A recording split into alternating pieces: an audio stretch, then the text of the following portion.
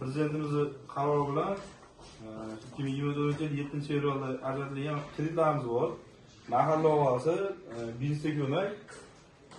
Keyin 312-qaror bo'yicha kreditlar beramiz. 312-kredit qaror degani bu 100 milliongacha beramiz. Hozirgi kunda u tadbirkorligi bor fuqarolar bo'lsa, masalan, chorvachilik bilan shug'ullansa, tadbirkorlik holatida shug'ullanganda beramiz 100 millionga. U mahalla ovozi degan kreditimiz bor. 23% bilan 25% bo'ladi. Asosan tadbirkorlik qilish uchun yoshlarni ish bilan ta'minlashga beramiz unga. Unga 50 milliongacha beriladi. 2 yil imtiyozlari bo'ladi. 50 million olsa, masalan, Aslida hozir 10 minut kiradi. bas. O'zimizga kanal bo'yida, Ferman orqasida. Sizniki qayda?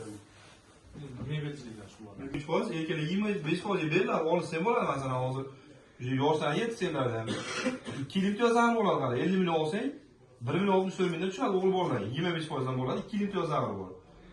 Bu 1 million masalan 90 bo'ladi-da. 50 million bitta mevaga yetib turib, 2-3 tanaga zayak yo'q turib, klientlarga to'g'rimi? Aylanib turib, oddiy misol beradi-da. Summasi ham ozroq. 17 million yaxshi. Bo'ychilik, to'g'richilik shunaqa beriladi bu yerda.